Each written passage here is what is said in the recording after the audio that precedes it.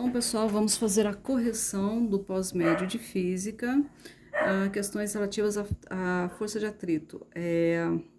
Nós temos, então, a questão número 1, 2 e 3. A questão número 1, antes de começarmos a questão número 1, ele diz que é para a gente adotar 1 kg força igual a 10 N, se for necessário. Quando ele fala sobre 1 kg força igual a 10 N, ele está dizendo que a unidade de medida que a gente usa para força é newtons. Mas se você precisar usar o quilograma-força, 1 kg-força é igual a 10 newtons, tá certo? Bom, a questão número 1 diz assim: quando se trata de segurança aeroviária, um dos principais aspectos a ser considerado é a condição de atrito da pista. É por causa do atrito que uma aeronave consegue realizar o procedimento de decolagem ao atingir a velocidade ideal para levantar voo, e também o procedimento de pouso, em que a aeronave deve se aproximar a uma determinada velocidade e parar antes do final da pista. Observe nas imagens a seguir o aparelho utilizado pelas equipes de segurança dos aeroportos para avaliar as condições de aderência da pista. E aí nós temos aqui o caminhão, né? E aqui um equipamento que vai jogando água, né? E observa como é que fica, aliás, o aparelho, né? Ele mede o coeficiente de atrito na maioria das pistas aeroportuárias do Brasil, né? Então ele diz assim: para avaliação da aderência, o aparelho lança água sobre a pista. Qual é a justificativa para esse procedimento? Quando você joga água sobre uma pista, o que acontece? Ela vai ficar mais escorregadia, ela vai diminuir o atrito, né? Porque ela é mais lisa. Para que um corpo consiga se movimentar, consiga ficar em pé, é preciso ter, como vocês podem observar aqui, é preciso ter irregularidades, né? Para quê? Para ter o atrito. Então, o que acontece? Para que um avião possa decolar ou aterrissar, ele tem que percorrer uma pista. Só que essa pista ela precisa ser segura. E como é que é feita essa segurança? Através da força de atrito. Então, quando chove, esse atrito diminui. Esse equipamento ele vai observar, ele joga água na pista e vai observar se o atrito, apesar da água sobre a pista, se o atrito é seguro, né? Se ainda vai ter um atrito para que essa aeronave não vá deslizar, não vá derrapar, tá certo? Questão número 2. Uma pessoa de 70 quilos é colocada em uma caixa de massa desprezível. Outra pessoa tenta empurrar a caixa, aplicando sobre ela uma força horizontal de módulo 300 newtons. Mas a caixa não se move. Nessa condição, classifique em verdadeira ou falsa cada afirmação justificando sua escolha com base nos princípios físicos estudados. Na letra A caixa só se moverá se a força aplicada tiver módulo maior do que o peso da caixa adicionado ao peso da pessoa que está dentro dela. Vocês se lembram que força de atrito ela está diretamente proporcional ao peso, né, que é o mesmo valor da normal, e diretamente proporcional ao coeficiente de atrito. Então, essa é falsa. Por quê? Porque não é somente ao peso, não é somente o peso do objeto que vai determinar o movimento, mas sim o produto, ou seja, quando eu multiplico o peso pelo coeficiente de atrito, tá certo? Então, essa é falsa. Letra B. A força de atrito entre a caixa e o piso é a razão pela qual a caixa não se move exatamente, tá? Por que a caixa não vai deslizar ali, não vai sair do lugar? Por conta do atrito, né? Se não tivesse atrito, se fosse perfeitamente liso, ela deslizaria com a maior facilidade. Então, essa é verdadeira. Letra C. Se a força aplicada for aumentada até se igualar à força de atrito estático, a caixa entrará na iminência de se movimentar.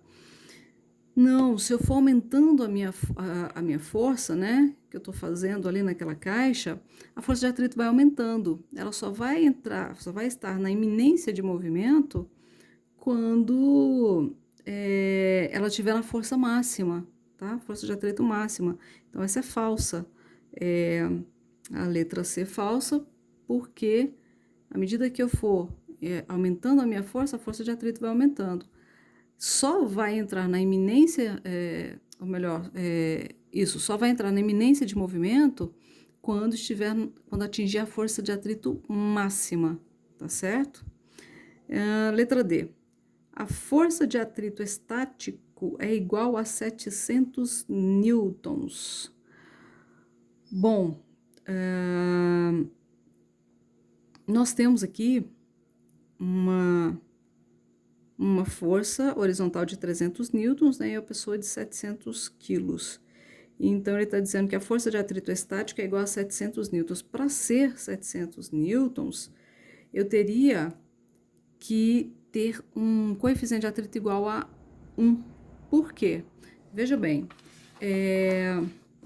a fórmula que a gente tem para a força de atrito é força de atrito é igual a coeficiente vezes normal. Nós sabemos que normal é igual a peso, que é igual a massa vezes gravidade. Então, normal aqui vai ser 70 vezes 10. A gravidade a gente usa normalmente 10. Então, normal será 700. Para essa força de atrito dar 700, esse coeficiente tem que ser 1.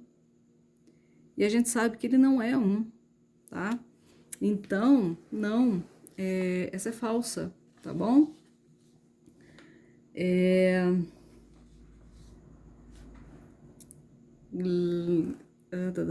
Letra E.